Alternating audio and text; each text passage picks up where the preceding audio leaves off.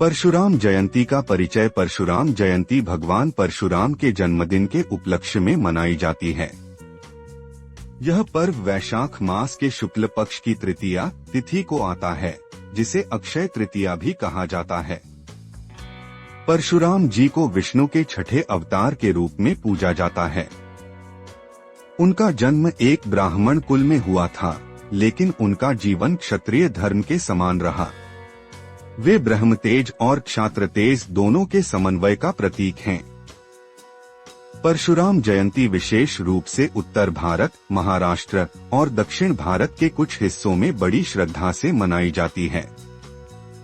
भगवान परशुराम की कहानी। एक जन्म और वंश। भगवान परशुराम का जन्म महर्षि जमदग्नि और माता रेणुका के पुत्र के रूप में हुआ था। वे भृगु वंश से संबंधित थे। उनका वास्तविक नाम राम था, लेकिन अपने फरसे परशु के कारण वे परशुराम कहलाए। वे जन्म से ब्राह्मण थे, परंतु उनका आचरण एक क्षत्रिय योद्धा जैसा था। उनका जन्म एक ऐसे समय में हुआ जब पृथ्वी पर अत्याचार बढ़ गया था, खासकर अहंकारी और अत्याचारी क्षत्रियों द्वारा। वे भगवान विष्णु के छठे अवतार के रूप में आए ताकि पृथ्वी को इन अत्याचारियों से मुक्त किया जा सके। 2. परशुराम का पराक्रम और क्षत्रियों का नाश। एक बार की बात है जब सहस्त्रबाहु नामक एक राजा ने परशुराम के पिता महर्षि जमदग्नि के आश्रम में आकर उनकी कामधेनु गाय छीन ली। यह देख परशुराम अत्यंत क्रोधित हो गए और उन्होंने राजा को युद्ध में मार डाला। इसके बाद क्षत्रियों में दंभ और अधर्म की भावना बढ़ती गई। परशुराम ने संकल्प लिया कि वे 21 बार पृथ्वी से अधर्मी क्षत्रियों का विनाश करेंगे। यह कोई साधारण कार्य नहीं था। उन्होंने अकेले अपने परशु फरसे के बल पर एक के बाद एक अधर्मी राजाओं और योद्धाओं को हराया। उनका उद्देश्य सभी अधर्मियों का नाश कर धर्म की पुनः स्थापना करना था। इस कारण उन्हें क्षत्रिय संहारक भी कहा जाता है। 3. परशुराम और उनके पिता। परशुराम अपने पिता के आज्ञाकारी पुत्र थे। एक बार माता रेणुका एक सुंदर दृश्य देखकर थोड़ी देर के लिए रुक गईं और ध्यान भटक गया। जब वे आश्रम लौटीं तो महर्षि जमदग्नि ने यह महसूस कर लिया और क्रोधित होकर परशुराम को आज्ञा दी कि वे अपनी माता का वध करें। बिना कोई प्रश्न किए परशुराम ने अपनी माता का सिर काट दिया। यह देखकर महर्षि जमदग्नि प्रसन्न हुए और उन्होंने परशुराम को वरदान देने की बात कही।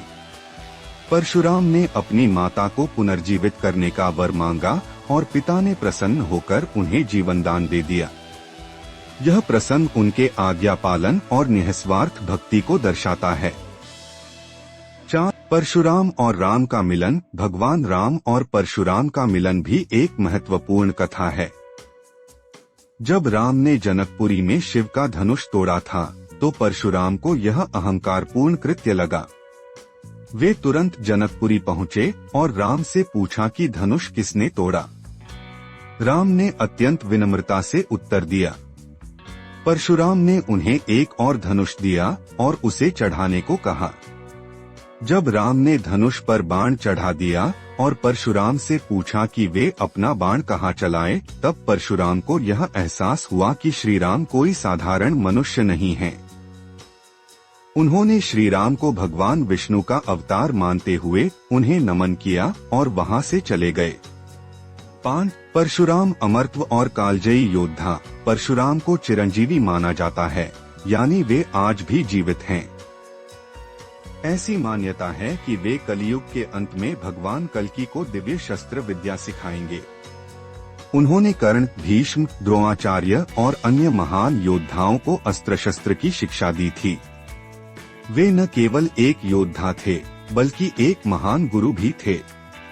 6. परशुराम का योगदान और वर्तमान मान्यता। परशुराम ने दक्षिण भारत में कई क्षेत्रों को समुद्र से मुक्त कर बसाया था, विशेषकर केरल को।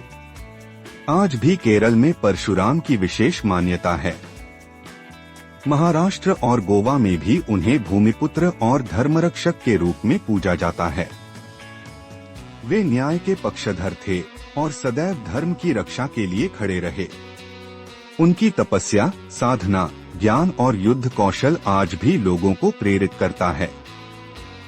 वे शक्ति और भक्ति के अद्भुत संगम का प्रतीक हैं। परशुराम जयंती की पूजा विधि: इस दिन ब्रह्मा मुहूर्त में उठकर स्नान आदि करके व्रत का संकल्प लिया जाता है। भगवान परशुराम की प्रतिमा या चित्र को पंचामृत से स्नान कराकर वस्त्र अर्पित किए जाते हैं। धूप दीप, चंदन, फूल और तुलसी दल से पूजा की जाती है। विष्णु सहस्त्र नाम और परशुराम स्तोत्र का पाठ किया जाता है। निष्कर्ष: जरूरतमंदों को दान देना केवल माना जाता है, बल्कि आत्मसंयम, ज्ञान, भक्ति और न्याय का भी प्रतीक है। वे आज भी हमें सिखाते हैं कि अत्याचार और अन्याय के खिलाफ खड़ा होना ही सच्चा धर्म है। उनकी जयंती पर हमें संकल्प